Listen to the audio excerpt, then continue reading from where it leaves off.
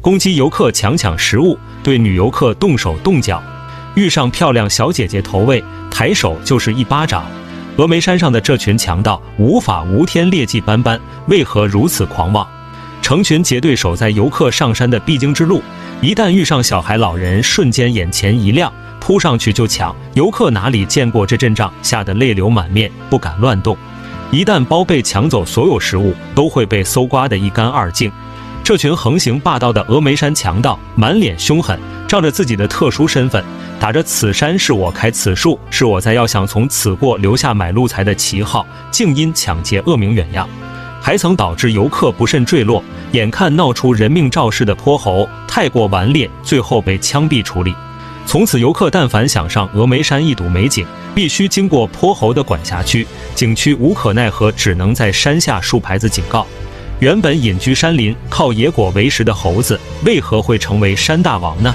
一问才知道，都是被惯坏的。自从景区开放后，投喂野猴子就成了游客最的热衷项目。没想到这一喂就喂出了事儿，野猴子尝过美味的食物后，彻底成了寄生虫，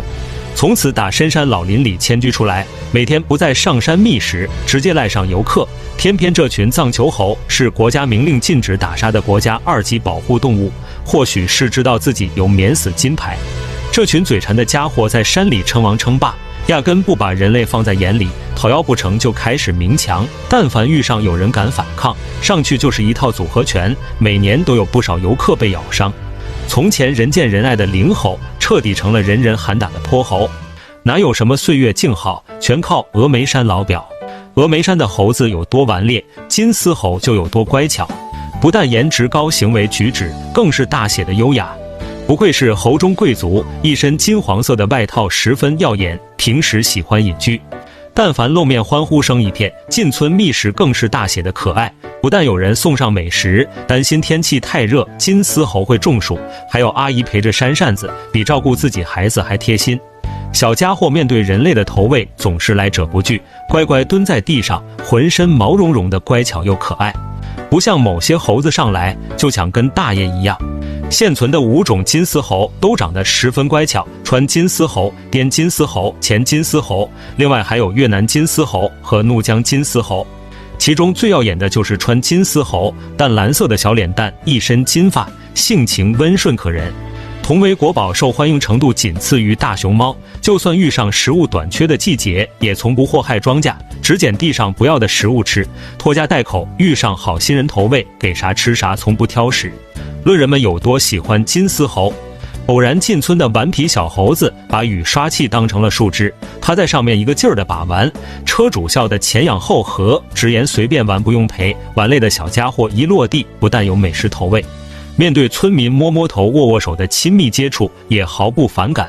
走起路来双手炸开，憨态可掬，十分可爱。没有对比就没有伤害。峨眉山的老表龇牙咧嘴，像一群土匪恶霸；杨户店的独臂藏球猴却慈眉善目，像极了长老。这只浑身棕发的独臂大侠名叫星星。20年前，不慎被猎人的捕兽夹伤到左臂，被卖掉后一路逃难到了杨户店，危难关头被店里的师太救下。当时的星星瘦骨嶙峋，身上还拴着铁链，看上去命不久矣。师太十分心疼，连忙找人打开链子，又找来附近的兽医把伤治好。可尽管抢救及时，被夹断的左臂还是因伤口严重，从此成了独臂。从那以后，星星就成了师太的小跟班。平时在附近山林里玩耍，一到饭点，只要师太朝着山林里一叫，小家伙就会立马飞奔回家，围在师太周围打转。吃饭的样子像极了小孩子。这一位就是整整20年，师太满头白发，佝偻着身体眺望远方，星星就默默蹲在身旁，时间一长耳濡目染，在师太的言传身教下，就连星星都变得慈眉善目，十分端庄。在师太和方丈的悉心照顾下，和当初奄奄一息的小瘦猴子判若两猴，变得肥肥壮壮，十分可爱。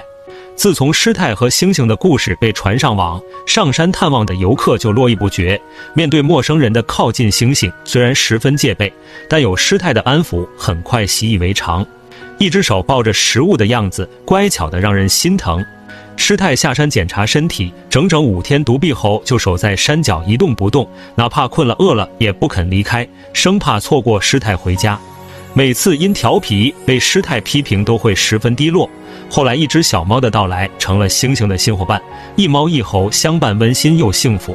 不过上有野性的猩猩，面对陌生人的靠近和挑逗，也会本能的警告，